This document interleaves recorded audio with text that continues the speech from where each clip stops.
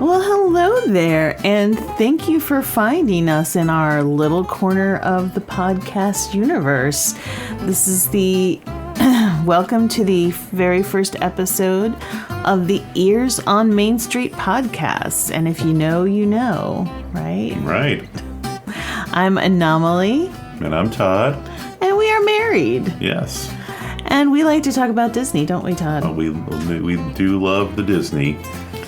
We also are joined in the studio today by our two puppers, Trevor and Sylvie. They're very fast asleep at the moment, but if you do hear them barking around, that's them. And also you might hear Trevor snoring because he's very comfortably sitting on my wife's lap at the moment. All right. So in our very first episode, we're going to do some introductions. And I thought a nice way to do kind of a warm-up would be to talk about our perfect Disney days. And I think they might be quite different. I'm not sure what Todd's is yet, but I'm excited to learn your perfect Disney day. Yeah, I am too. So all that coming up on our first episode. All right. Well, Todd, welcome. Thank you for having me. I hope you'll be here most days with me. Yeah, I hope so too. Hopefully it goes well. All right. Well, we'll start off by introducing myself. I am a self-proclaimed Disney expert, and we live here in Asheville, North Carolina. We have been going to Disney pretty much every year for the last 6 or 7 years. 7 years, yes.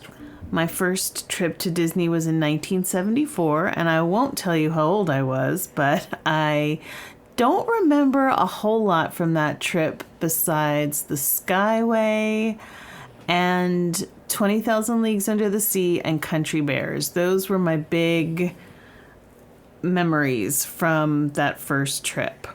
Fast forward to 2013, and we went, my mother kindly treated us to a trip when our daughter was turning 6 years old. So it was really a perfect time for her to go. We all had a great time, and it was when I first remembered how amazing Disney is. I mean, it really spoke to my nostalgia for all, like, I grew up on Cinderella, Sleeping Beauty, Robin Hood, all of those like classic animated feature films, and just bringing that all back, it was amazing. So almost every year since then, we've tried to find a way to go back. We've done a Disney cruise, and we've also made it out to Disneyland in California. So we're definitely Disney obsessed, I would say. What do you think, Todd? We are pretty high up on the scale of the Disney obsession. So I also went for the first time in 1974. The only reason I know that because I was a little younger than Anomaly, but there is a card with my name on it from staying at Fort Wilderness. I think we went a few times when I was, in the early 80s, because my aunt and grandmother lived down in the Tampa Winter Park area, so I think we made a trip or two while we were there. And then, the whole going back in 2013 definitely rekindled. We saw the magic. Obviously, the parks had grown since their original visit in 1974. So, but just, I think I really enjoyed just the over-encompassing just feel of the magic, and just how everything works together and is so, even though it seems so random, is so thought out. That really hooked me, I guess, on the Disney experience. All right, so Todd, I think we were going to do this in our introduction. We were going to say what our favorite ride was in all four parks and our favorite land in all four parks. Why don't you go first? I mean, that is just... your one ride in all four parks, out of all four parks. I can't narrow it down. Okay, so I guess Flight of Passage. All right, why? It is very immersive. The technology is amazing. and just the feeling you get, like you actually feel like, I mean, it's as close as you can feel that you're flying and moving. I mean, with the very minimal movement of your Banshee that you're on. Okay. What's your favorite land? I like Batu. Okay, which is Galaxy's Edge. Star Wars Land, yes. in Disney's Hollywood Studios. Yes. Okay, and what do you like about Galaxy's Edge? It's the immersiveness. It's just how everything, even though it is just at a moment in time in the Star Wars universe, but just how everything plays into the whole Star Wars universe and what's going on, around the land with the characters that they have there, and just the theming, just the way that it's built. It just is, it's very genius. All right, sounds good.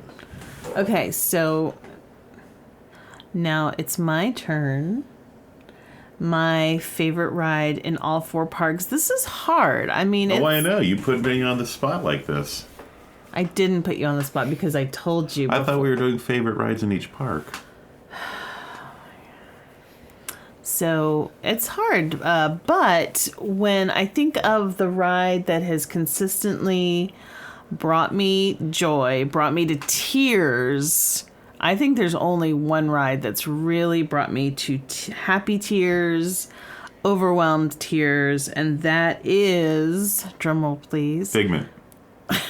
No, Flight of Passage in Pandora in Animal Kingdom. It's just amazing. I know how they do it, but I don't know how they do it. I mean, it just feels so real. And if you haven't done it, book your ticket today and go, because it's just unbelievable. It's the movie Avatar. There are banshees, and you are flying on a banshee, and you can feel the breathing of the animal between your knees, and it feels like you're flying in this alien landscape, and it's just breathtaking. It's so immersive, so real. So yeah, even though there are, many, many amazing rides, but that's, I have to say, the one that I always have to do. Favorite land. There are lots of contenders, but I think the land that just kind of fills me with happiness is Adventureland in Magic Kingdom. I can't really say why. I mean, it's got great rides, but it doesn't have anything like that amazing. But I think just the nostalgia of it, really, and just the feeling and the music and just how the buildings look, and it's got Jungle Cruise, so that I'm going to say Adventureland in Magic Kingdom. All right, well, I feel like we've been properly introduced. Yeah, for the most part. I mean, is there anything else you'd like to say? No, but I think more information will come out as the podcast continue. Absolutely. So, we're not travel agents or anything like that. It's not our job to book Disney vacations, but we are the people that people come to in our circle when they need information or advice on Disney travel. We've done a lot of informal travel planning sessions, and it's just fun for us to help other people enjoy Disney the way we do. And there are a lot of people who don't want anything to do with Disney, and we pretty much cut those people out of our lives. No. Those people are dead to us. I think just that some people, they just feel that it's so over commercialized and a cash grab. And so they just, they have in their mind, and I don't think we were 100% like that, but I think we were probably a little more apprehensive when we went the first time in 2013, thinking that it's like, oh, it's just going to be this and this, and it's just going to be very theme park-ish food. I think that was one of the things that definitely won us over, because we just thought it was just going to be like, here's a hot dog, here's some chicken nuggets, give us $15, please. And there's definitely that. There is definitely that, yes. But looking around, you can find alternatives with food that is actually some of our more favorite restaurants we've eaten at are located at Disney. Absolutely. Also, I think just going in and seeing the immersiveness of the resorts, how they play in with the theme parks, how it all ties together. Part of it is nostalgia, how you remember certain things as a child and seeing certain things as a child and being there, just catching Disney again as an adult. It was pretty immersive and amazing. You're talking about our first trip back. Our first trip back, yes. As a family. As a family, yes. Yeah. Just, there was just the little things that I found that I really liked. Just the main street, and then, it's also part of the nostalgia is they don't do a lot of these things anymore, but they would have an opening show on Main Street and just character interactions, which I would hope will be coming back. We're recording this as we're coming out of the COVID pandemic, but on Main Street there would be performers who were caught in, what would you say, the 1900s, or not performers, but yeah, they were living on a main street in America in 1900, and you would interact with them. Yep. Yeah. So, so we didn't expect to, I think, love Disney as much as we did, but now we do. And I think what it boils down to is if you aren't in touch with that part of yourself that's still a child, you really probably won't appreciate Disney as much as some people. Yeah, just kind of letting go and just having fun in the moment and enjoying those rides that maybe you did get to go as a child. All right, so I think that sums up a lot of what we love about Disney, and why we're wanting to do this podcast is we just want to share our love of Disney with you guys out there. If you've been 10 times, if you've never been, we would like to just share information, tips, and things that might help make your next trip better. I don't know. But today we are going to talk about our perfect Disney day. So this is a day that is based in reality, right? We're grounded in reality right, here. Not one of those days where, like you see on the commercial, where somebody wakes up in Cinderella Castle, or Mickey Mouse is letting you in, or your Cinderella skips down Main Street with you. Not to say that doesn't happen, but it's not going to happen very often. Right. So this is a day that is maybe not necessarily if anything in the world could happen. It's more like what in the realm of your possibility is your perfect Disney day. Yes. Okay? Or helps add to the perfect Disney day. Yeah. I mean, one of the first things that I thought of is where you waking up. Like we said, Disney does encompass quite a few miles and miles. They have 24,000 acres and multiple hotels. So waking up in Disney property is definitely a huge part of it, and the theming of the hotels. So I would think if you could wake up in one of the monorail resorts is definitely a great start to a day. All right, so Todd, which resort would you wake up at? I would probably, on a perfect day, would wake up at the Contemporary or Bay Lake Towers, which is next door. Mm-hmm. And have a theme park view, not a parking lot view. I think it's the same, one and the same. One and the same. But you would be able to see the Magic Kingdom and walk out on your balcony, maybe enjoy a cup of coffee before the sun rises.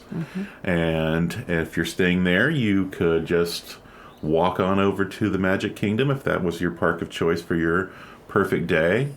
Right. So you would stay at the Contemporary. I would stay at the Contemporary, okay. I believe. How about you? I am the same. I have wake up at the Contemporary and grab a coffee and a snack. But I changed my answer from when I wrote it down. I think I would get room service. Whoa. Yeah, I would sit on my balcony with my coffee and my room service breakfast and watch the Magic Kingdom wake up for the day. That would be like a very special feeling for me. And just kind of get ready to hit the parks but take a very leisurely moment to just enjoy my surroundings. Yeah. I think also, and as we have gone more often to Disney, I think we are taking more of a time, because there was definitely a time where we would have lots of schedules of things we needed to do, and we would go. And the pre-pandemic times, there would be what they were called extra magic hours, which I think at this time of recording, they've been replaced by, what are they called? There's nothing right There's nothing right now. But they would they would open one of the parks earlier. So if you were staying on site, you could go in an hour early. And sometimes parks would stay open later. So we would know which was happening. And so, there were days where we would be up and trying to go to the park for the extra magic hours, and then maybe go home and take a nap and find out who had extra magic hours at night and stay out till, there was one time I think the park closed at 1 a.m. and we were there at 1 a.m. So, but that, not to say that's not a perfect day, squeezing in as much as you can, but I think this has helped us maybe appreciate a perfect day, is taking your time and enjoying the scenery and everything around. Okay, yeah. So I would get dressed, walk over to the Magic Kingdom. So for those who don't know, the Contemporary has a walkway from the hotel to the Magic Kingdom. And so that's what I would do. Have a pair of comfy shoes, comfy but stylish. In my perfect day, there's such a shoe. Have the perfect ears and the perfect outfit for lots and lots of pictures, and walk over to Magic Kingdom before the park opens. And it's one of those days where they're letting people in early, so we get in a little bit before opening time. I think the park now is mainly opening at 9. Yes, because now you still have to go through bag check and all that. But yeah, a lot of times, if it depends on how busy they are, but they will let people in.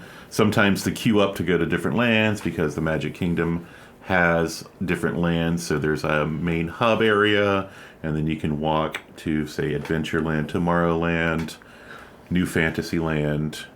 So that way they get people that, into the parks and ready to go. Mm-hmm. Yeah, and so since there aren't a lot of people there when I get in, I take some time to do some pictures on Main Street, because Main Street is amazing. It is the part of the park that's styled after a small town around the turn of the century, and it's just beautiful. It's got storefronts and little windows with different businesses, different imaginary businesses. And lots of, if you are interested in the history of Disney, you can see a lot of the Imagineers' names written on the windows on the second floor. And it's just a really, really beautiful themed area of the park. So it's awesome to get some nice pictures there with not a lot of people in the background. Then after my Main Street... Would you get another coffee at Starbucks? I would not get a coffee yet, because I would want to hit some rides. Okay.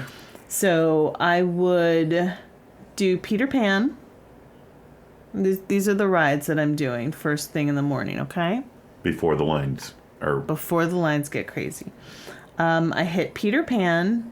I do Haunted Mansion twice. What? Yep. Big Thunder Mountain, Pirates of the Caribbean, and Jungle Cruise. Mm-hmm. So that's a pretty full morning of rides. And we've had mornings like that where we have gone in and it is not as busy. And if you do hit it right, you can get a lot of, do 3, 4, 5 rides within an hour. Mm-hmm. Absolutely. After my morning of rides, it's time for a snack. Can you guess where I get my breakfast/snack? Second breakfast. Adventureland? No. Close to Adventureland. My favorite, Oh, it's Sleepy Hollow? Sleepy Hollow for their Nutella and fruit waffle. So Sleepy Hollow is in Liberty Square, and it's just a little hole in the wall, but they have the most amazing waffle sandwiches there. They have one with chicken, I believe, like a fried chicken waffle sandwich, and then the most amazing Nutella and fresh fruit on a waffle. And I get a drink to refresh myself and just sit there for a minute and people watch. That's right near the walkway from Liberty Square into Fantasyland, and just kind of relax there for a minute. Yeah, there's just a few tables and it's right alongside the castle, so... And maybe a duck or two will come up and talk to you. They probably will. Oh, yeah, the ducks are not shy there. Right. And I have a feeling that some people may feed them. No. All right, so after my second breakfast, I head over to Tomorrowland. Indeed, I do. And I hit Space Mountain. You wouldn't do the People Mover then Space Mountain? Oh, because you do have a waffle in your tummy. I do have a waffle in my tummy. I have Space Mountain and then People Mover, but yeah, I might do People Mover. Again, people watching from the People Mover. And the People Mover is a ride in Tomorrowland that kind of just, it's like a little train ride all through the land. And it's the simplest thing, but it's just amazing. Yeah, and because part of it goes through Space Mountain through the rides, and you can look in on the gift shop and look in at Buzz Lightyear. Mm-hmm. So it's just you're above it all, and just like it runs on magnets, I believe, and so it's very quiet. Mm-hmm. And it's just it's a nice, relaxing 10-minute ride. Mm-hmm. Then I do Space Mountain, which of course is a walk-on my perfect day. And I guess I'll do Buzz Lightyear and get the top score. Okay. I think for really, instead of trying to do, because they has a score, you can get 999,999. Mm-hmm. I think people should try to get as close to that without hitting that. So if you get 999,900. Interesting. So you're that accurate. Because it's a target shooting game, and there are definitely there are targets that are worth.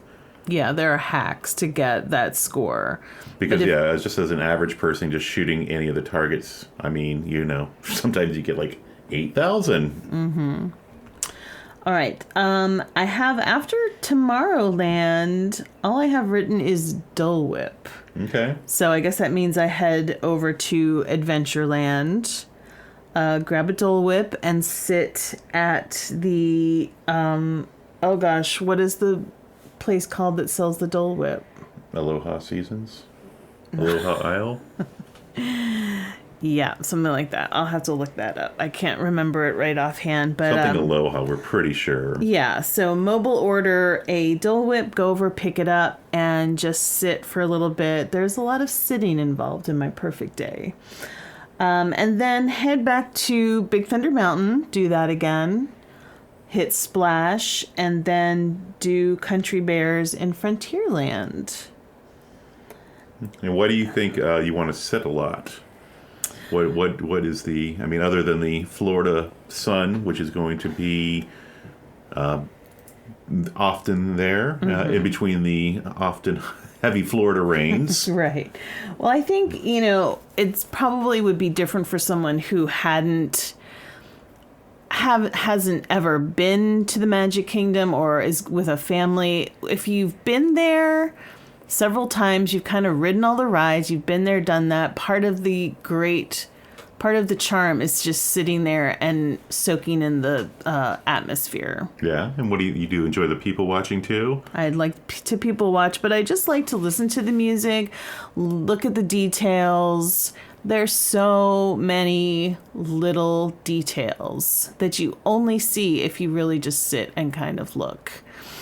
So I'm all into that on my perfect day. Would you be buying a tiara? I would not be buying a tiara. There is no. the, just so you know, in Adventureland, there is the most random little kiosk cart that sells tiaras and shot glasses. Is that what it is? I think it's little crystal and glass animals and figurines. Right, and it's kind of not even out for people to see. I mean, I guess you can see it, but it's just the kind of the most random. It's over by Pirates of the Caribbean. Yeah, it's just the most random little cart, in my opinion. Yeah. So after that, that's a pretty full. Would you go to Main Street and watch? Would there be Streetmosphere? No, this is happening in current day. Okay. So I would. Would you go watch some cavalcades on Main Street? I would make my way to Main Street. Actually, I do have that on my list, and hopefully catch some cavalcades. No, it's your perfect day. You would catch the cavalcades. I would catch many cavalcades. What would be your favorite cavalcade, do you think? The Dapper Dans? Going by on the streetcar, or yeah, or would maybe. it be the princesses waving, or Gaston? Would Gaston point at you and make a muscle? Would that be part of your perfect day? Absolutely, yes. Thank you. Those are all really great ideas. But to let you know, there used to be a parade and more character meet and greets. And I have a feeling that the character meet and greets will be coming back soon, as of this recording, which is June 24th, 2021. Yeah. But so now, in lieu of that, they do have this, as they say, random cavalcades. They actually happen every 15 to 20 minutes. But to stop people from gathering and making a crowd due to COVID, they just have one or two characters go by or walk by. So yeah, it's more spontaneous. Yes. Which actually is kind of nice, because sitting and waiting for the Festival of Fantasy Parade at 3 o'clock in the afternoon it's hot.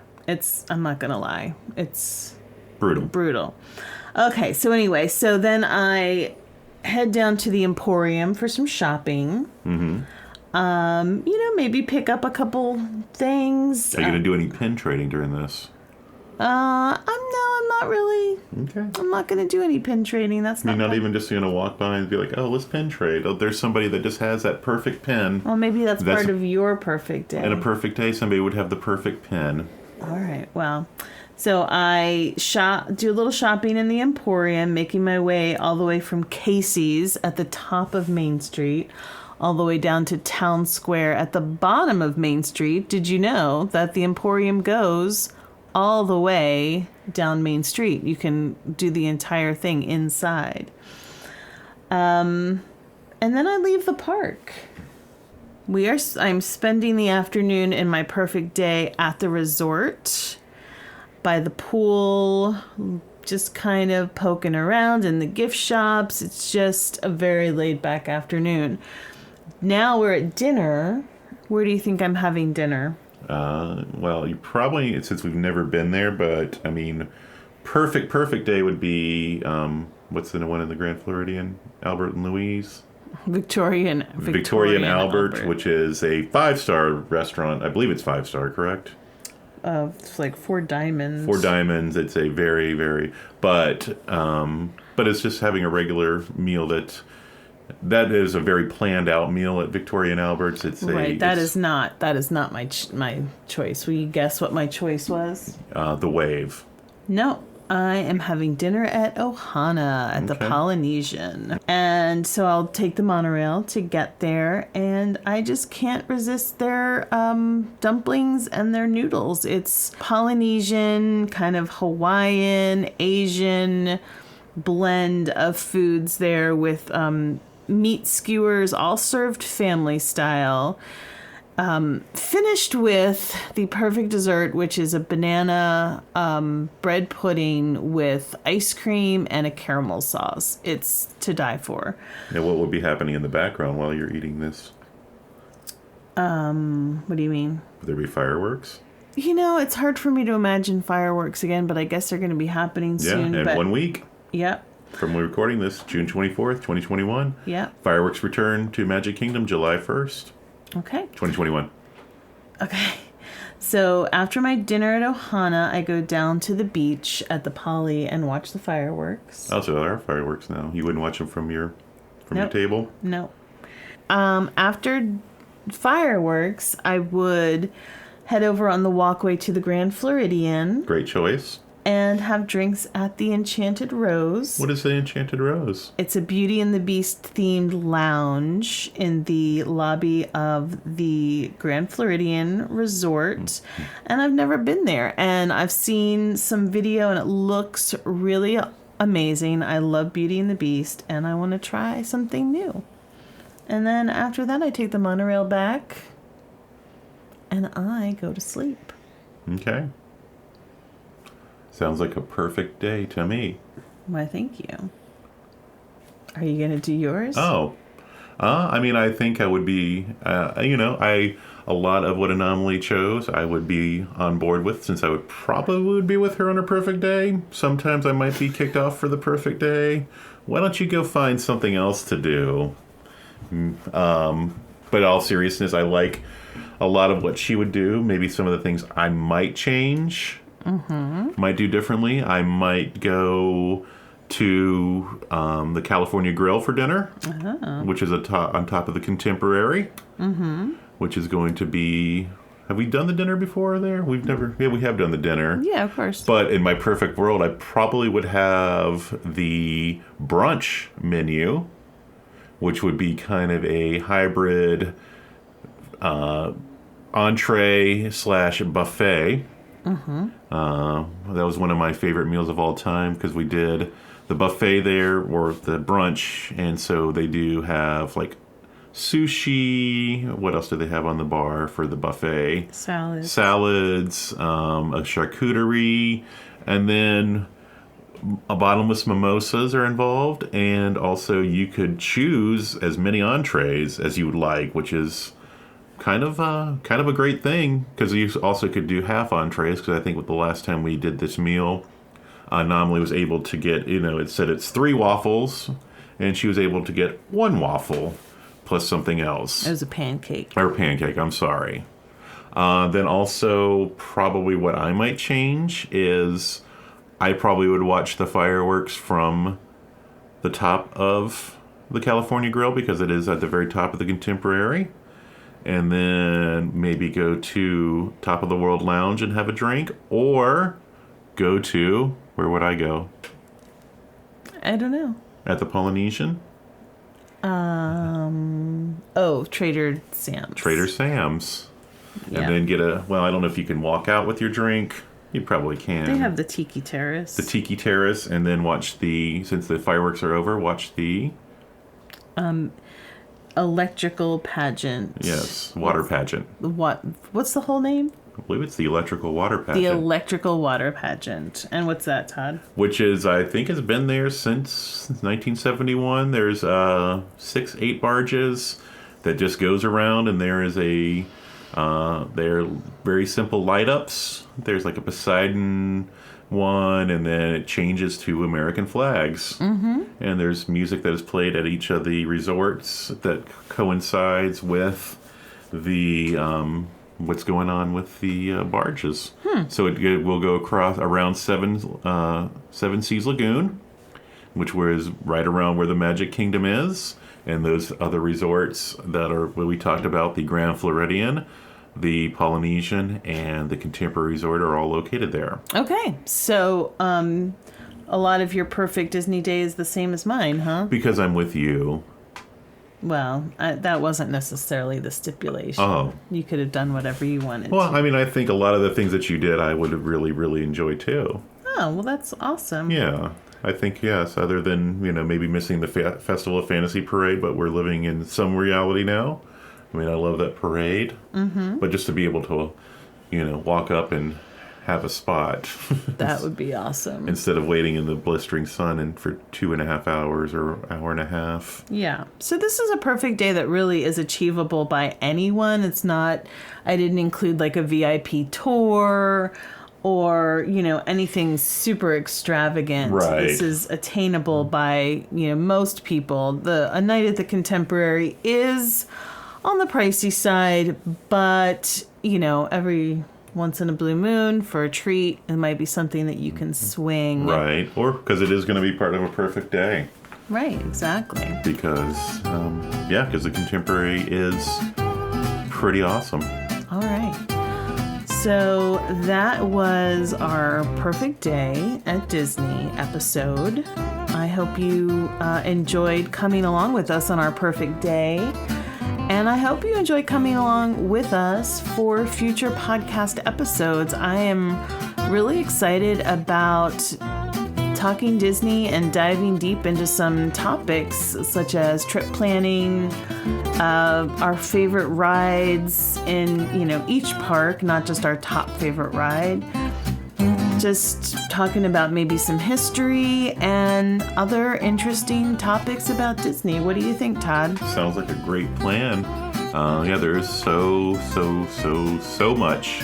And we are definitely not 100%. Well, we're very Disney knowledgeable, and just being able to share what we like about it. And hope you come along and enjoy our, hopefully, as it seems, witty banter.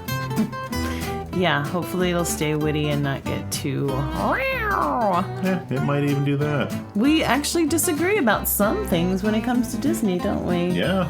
All right, we'll have to see what those are. All right, guys. Well, once again, thank you for joining us. Did you subscribe to podcasts? Leave some comments. Interact with us. Yeah, interact with us and share this podcast with your Disney-loving friends or people who aren't yet Disney lovers. And we will see you next time. Stay magical. Bye.